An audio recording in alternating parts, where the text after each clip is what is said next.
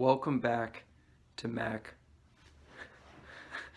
Welcome back to Mac Music Review. Today we are looking at these guys.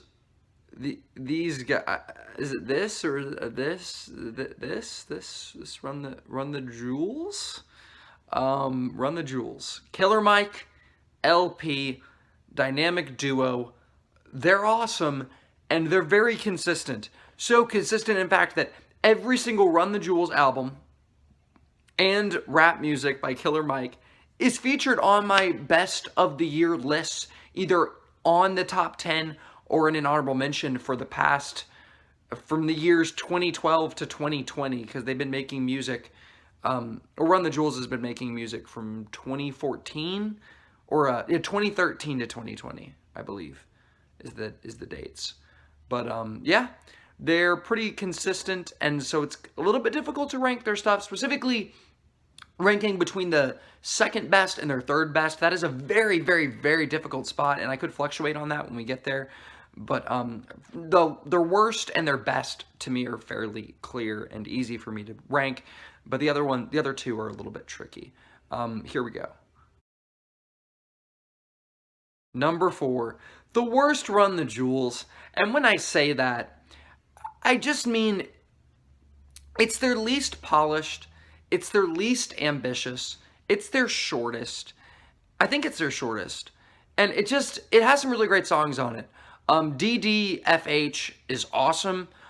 Christmas Miracle is awesome. There's a lot of awesome songs on this thing. The title track, the song Run the Jewels, is pretty awesome. There's a lot of really awesome songs. It just doesn't feel, it's just not as hard hitting, and it's not as profound as their other albums, because their other albums all have a very strong message. They're politically charged, and they feel more musically ambitious, musically and lyrically ambitious. Still, it is a very consistent album, and it has a lot of bangers on it and just really great songs. Still, don't skip this one just because it's the worst if you haven't heard it. Listen to Run the Jewels. It's a mistake I made. I didn't really listen to this until very recently, but it's great. I am putting RTJ3 at number 3, and you have to forgive me if you love this album, because the next one I'm going to talk about is just a little bit better, and I'll explain why. But RTJ3 is a really great album. I've listened to this album so much. This is actually the album that got me into Run the Jewels. Not even RTJ2, which is, generally speaking, everyone thinks that's their best. Generally speaking, that's the fan favorite and the critical favorite. Actually, I shouldn't even say that, because critically, all their albums are basically the same. They're all just super loved by critics.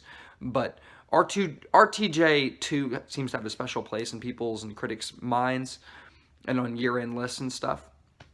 But RTJ3 is just a masterful rap album that is such good production, such good sample work.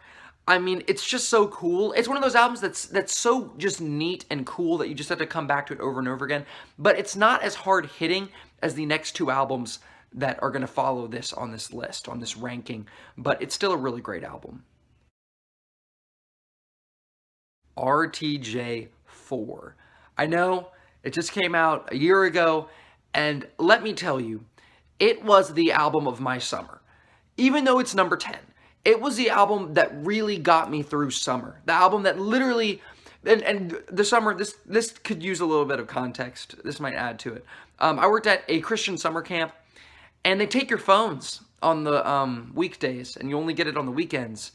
And on the weekends, unfailingly, I would listen to RTJ4 at this Christian summer camp. I would put in my earbuds, my terrible earbuds, and just listen to it so much. It made me so excited every time I heard it. And because I had very limited time I could listen to music that summer, I just valued every minute. And I feel like the album didn't get old like during the summer, because I couldn't listen to it that much during the summer. I was basically at this camp all summer, and I listened to it less after the summer ended.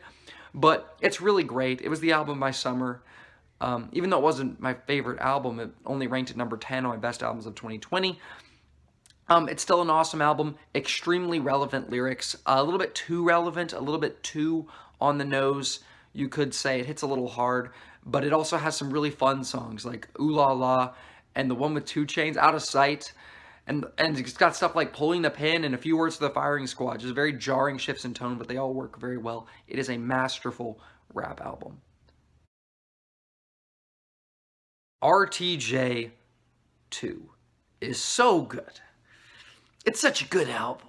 Bro, I mean, track for track, this thing is fire. It's absolutely seething with anger and rage and this epicness and this, they're not afraid to freaking kill you, and they're not afraid to rap about drugs, and they're not afraid to have awesome production, really great chemistry, really great delivery. I mean, this is Killer Mike and LP at the top of their games, and this is the best thing that either of them have done. I feel comfortable saying that, even though I haven't listened to LP's solo stuff.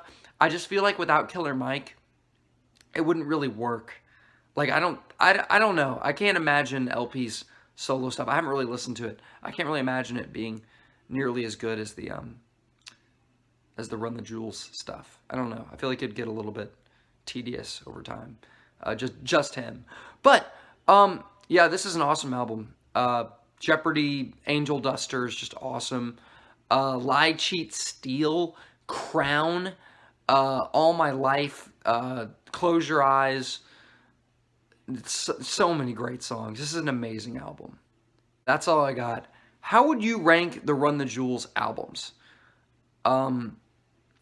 Yeah, honestly, my number 2 and my number 3, like me saying what's better between RTJ3 and RTJ4, it could fluctuate literally any day because I do love RTJ3 and I probably have listened to it more than RTJ4 in total. But RTJ4, in terms of just standout tracks, I feel like it's just more hard-hitting. Like, RTJ3 sort of blends together because it's a lot of similar vibes. And RTJ4, the songs feel really, really distinctive and stand out, like, from track to track. Like, I'm not going to confuse, like...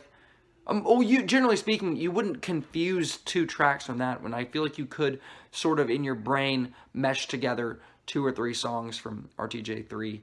But they're still great albums. And these guys are one of the most consistent rap duos ever. I think they are the best rap duo ever. I can't think of other rap duos. That's not really a thing. Like, there are rap groups, and there are solo rappers, of course. But rap, I can't really name any besides Social Club Misfits, which is a Christian rap duo. Off of the top of my head, I can't think of any others. I Watch the Throne, but Kids See Ghosts. There you go. That's a good one. RTJ is better, though, because they actually made several albums instead of just one really awesome album. Anyway, thanks for watching the video. Have a great rest of your day.